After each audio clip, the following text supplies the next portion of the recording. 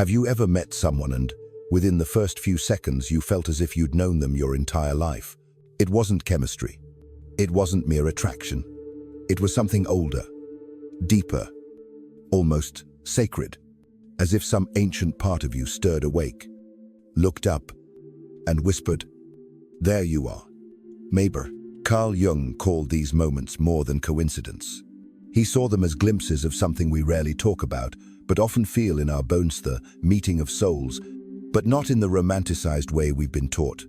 Soulmates, according to Jung, are not the perfect partners we fantasize about.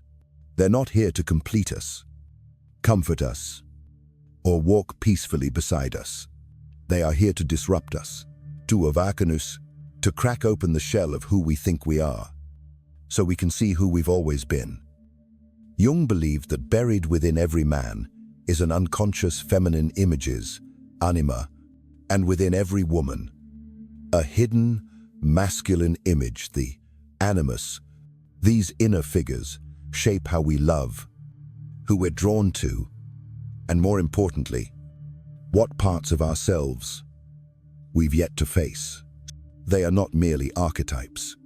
They are the soul's mirror, holding the blueprint of what we unconsciously long to integrate. So when you meet someone who resonates with your anima or animus, it doesn't just feel intense, it feels inevitable. And that's where the myth of the soulmate begins. Not with compatibility, not with shared hobbies or good timing, but with recognition of the part of yourself that has been living in the dark, waiting to be seen. This is the twist. Jung didn't believe that a soulmate was someone we find. He believed a soulmate is someone we are forced to face, and facing them isn't always beautiful.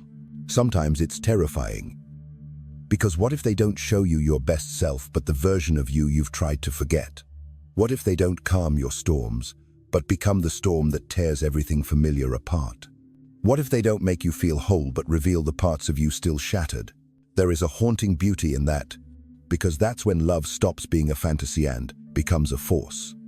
Not a force of pleasure, but of transformation. Take the story of L and M. Two people who met in the most unexpected wire delayed flight. A shared glance, unexplainable. Within a week, they were inseparable. Within a month, their lives had unraveled. He confronted his inability to be vulnerable. She was forced to relive a past abandonment she thought she'd already healed. It wasn't romantic. It was raw, ugly at times, healing at others, but it was real. Neither of them stayed in each other's lives, but neither of them was the same afterward. And that is the mark of a soulmate. Not permanence, not promises, but transformation. It's not that they made each other feel good. It's that they made each other feel truth. Jung would argue that when someone mirrors your inner anima or animus, they don't come to teach you about them, they come to teach you about yourself. That person might trigger everything you've tried to keep hidden. Your fears, your patterns, your wounds. But in that reflection, if you're brave enough, you'll see a chance not just to love, but to evolve. And that evolution can hurt, because loving a soulmate isn't about keeping them. It's about letting yourself fall apart and letting your deeper self emerge. You may wonder then if this is what a soulmate is. Why would anyone want one? Because the soul doesn't want comfort. The soul wants growth. And sometimes growth begins in the arms of someone who burns through your ego like fire. It's rarely tidy. It's never simple. But it's real. And in a world obsessed with the polished and perfect, maybe the realest love is the one that disorients you, the one that challenges you to descend into your shadows and rise from them. So I'll ask you this. Have you ever met someone who felt like a mirror you didn't want to look into?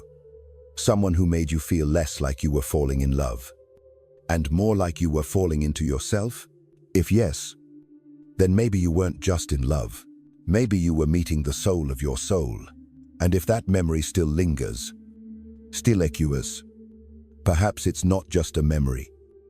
Perhaps it was an invitation. Have you ever met someone who made you feel like you were staring directly into the part of yourself you forgot existed? If so, tell me in the comments. Sometimes, the people who haunt us most are the ones who came to awaken us. And maybe, just maybe, your story can help someone else recognize what's stirring in their soul too. You don't love them. You love the part of your shadow you saw reflected in them. Let that sink in. Because maybe it wasn't really them you were drawn to, but the version of yourself you've never dared to face, the one hiding in silence, in longing, in pain. Carl Jung called this part of us the shadow, not because it is evil, but because it lives in darkness, not visible, but always present. It is made of everything we suppress, deny, or disown. Our unhealed wounds, our forgotten fears, our rage, our shame, or unmet needs.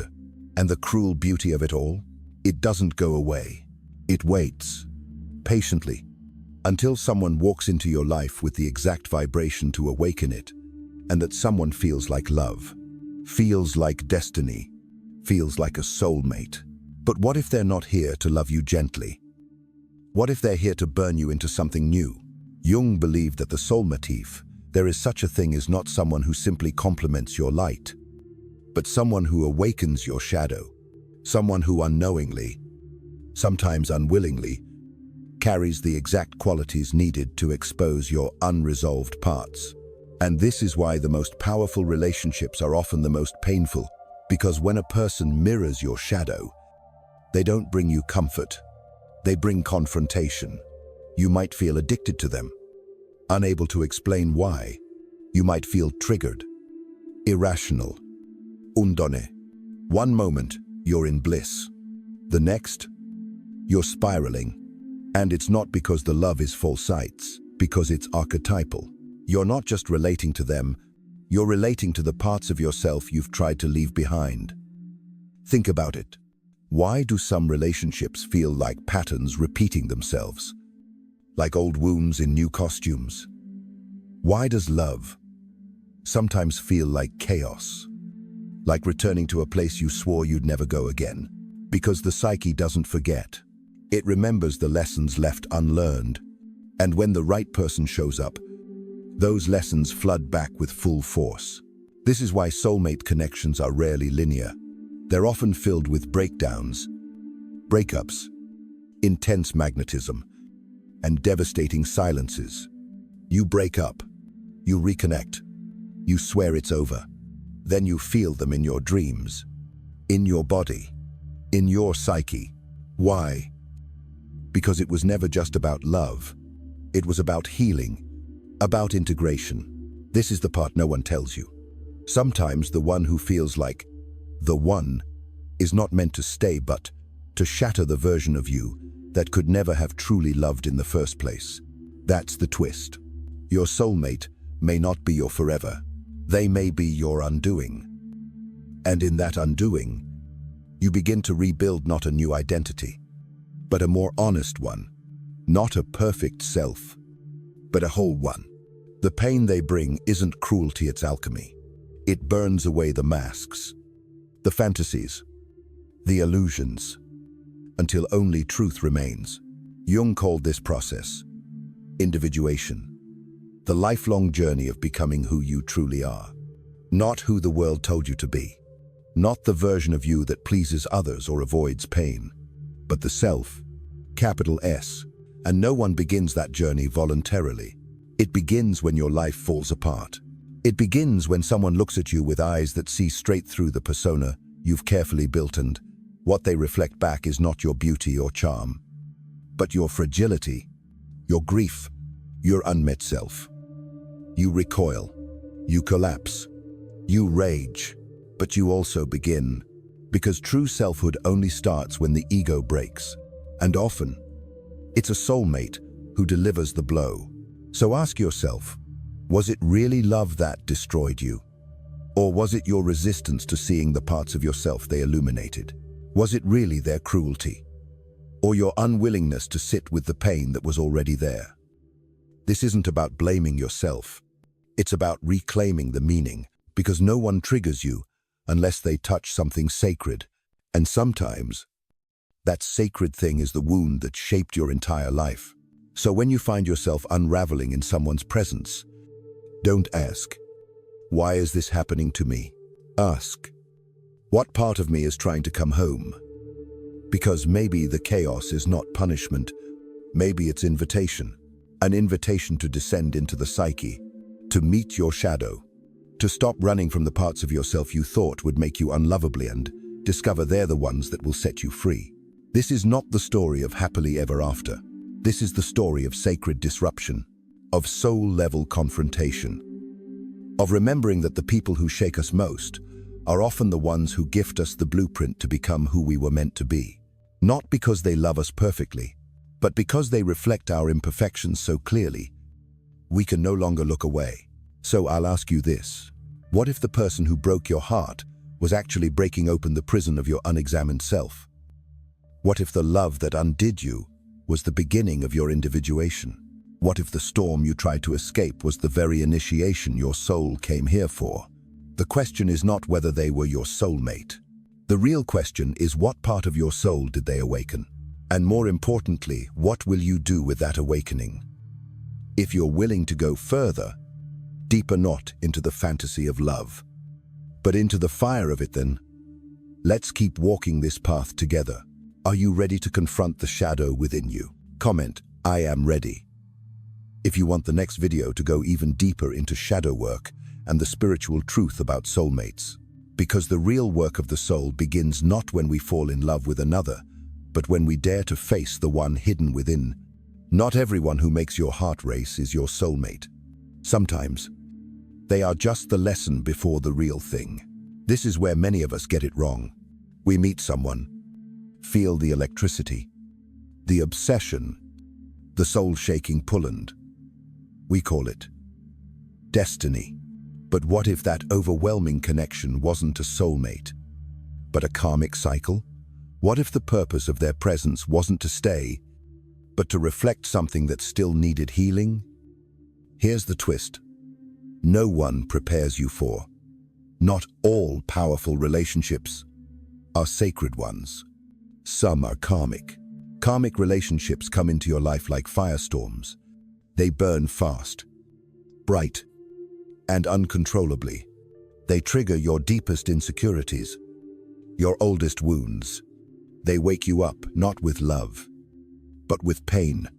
And that pain feels sacred because it is. But it doesn't mean they are your soulmate. Carl Jung understood this on a fundamental level. He believed the people we meet are never random. In fact, he offered us the concept of synchronicity, a deep, poetic idea that events and people cross our paths not through cause and effect, but through meaning. We don't meet someone because we were in the same place at the same time. We meet them because they match something inside us, something unconscious yet magnetic, something our soul needs to face. So when someone enters your life and everything begins to shake, ask yourself, is this alignment, or is this karma seeking closure? The karmic partner comes to teach you. The soulmate comes when you're ready to remember who you are. This is where the distinction becomes crucial. Because while both types of relationships can be transformative, the way they transform you is entirely different. The karmic partner reflects back your wounds. The soulmate reflects back your wholeness. The karmic partner forces you to confront your brokenness. The soulmate asks you to stand in your power. One teaches through chaos. The other teaches through clarity, but both are necessary. Because you can't truly receive a soulmate until you've learned the lessons your karma was meant to bring. Here's where it gets mystical. When a soulmate enters your life, there are signs not always obvious, but unmistakable if you know where to look. These signs don't come from logic, they come from the soul.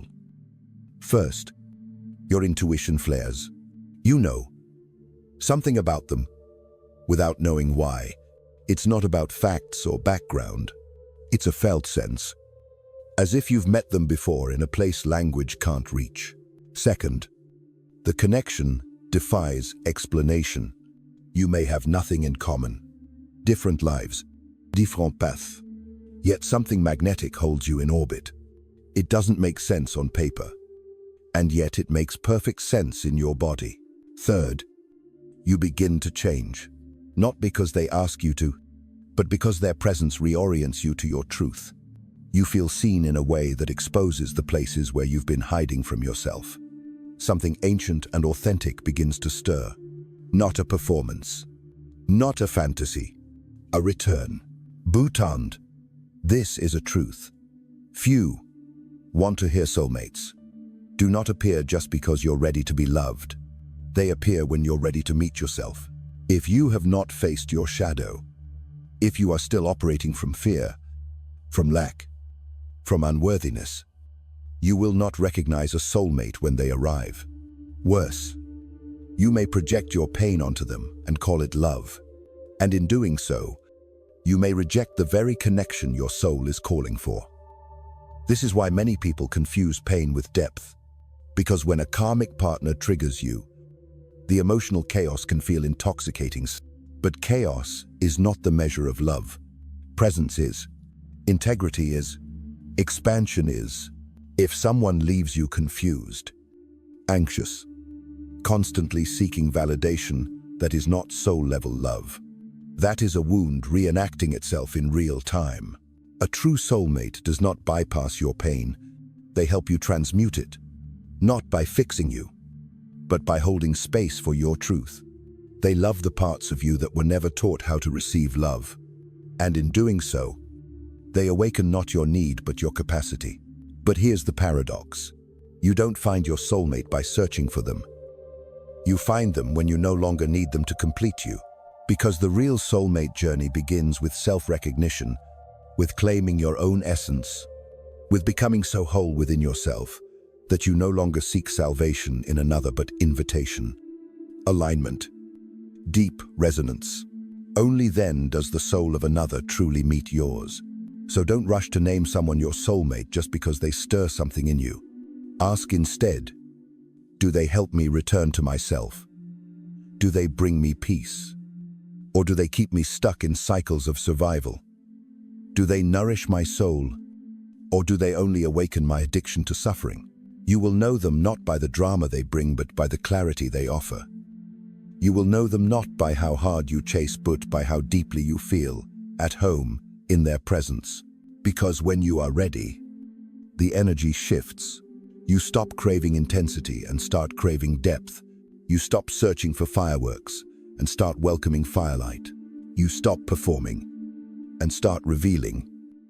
And in that vulnerability, the real soulmate appears not as fantasy, but as reflection, not as savior, but as witness.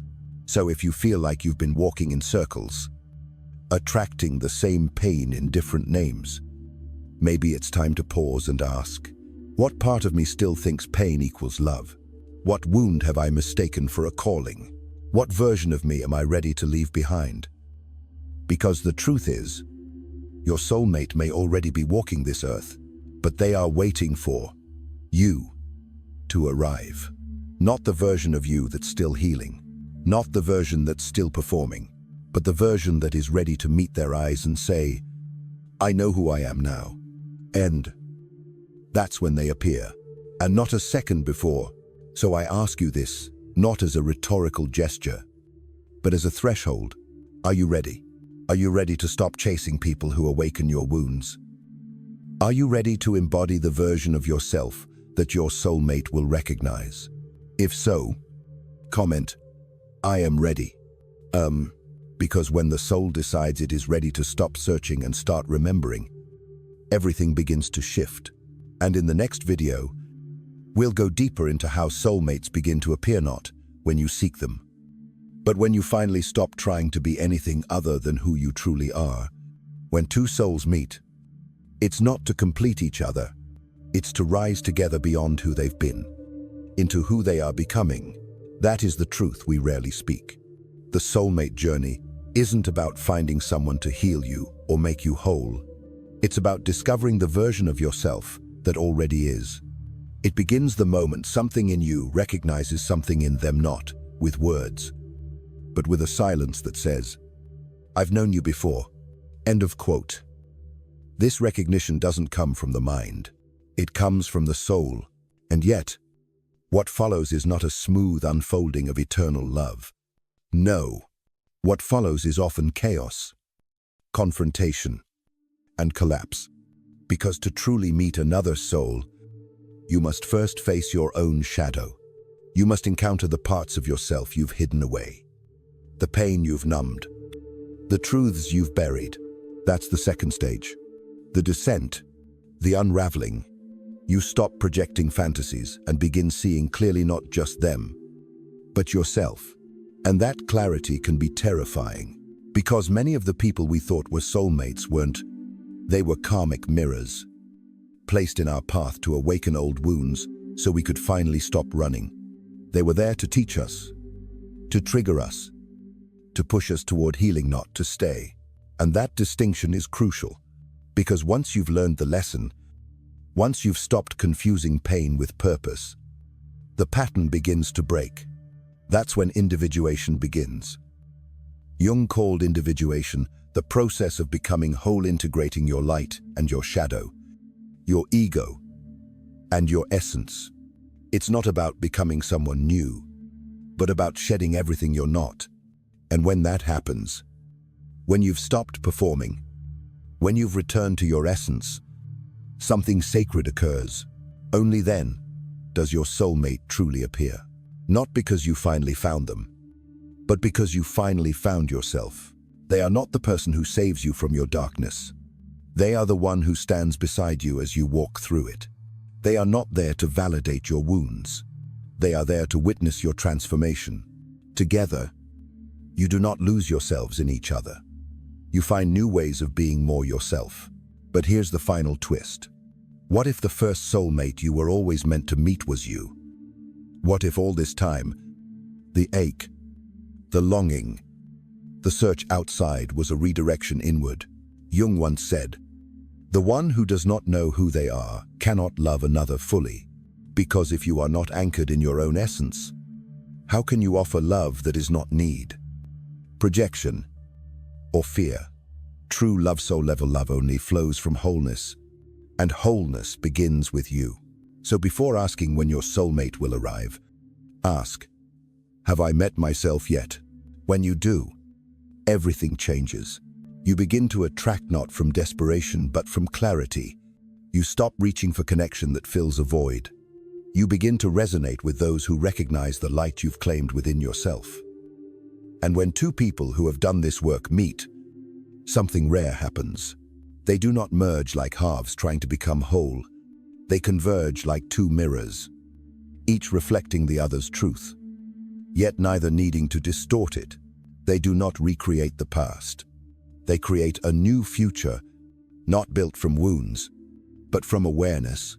They are like two pieces of a broken mirror, sharp, imperfect, but real. And when they meet, they do not form what was once broken. They form something altogether new, not a reflection of what used to be, but a doorway to what could be. If this video touched a part of you you've long ignored, if something stirred in you as these words found their way in, perhaps that wasn't just a feeling. Perhaps it was your soul whispering. And if so, let it speak, because the journey doesn't end here. It begins here. Click subscribes if you're ready to keep walking, because the path to your soulmate is, and has always been, the path to yourself. And this journey, your journey, is far from over.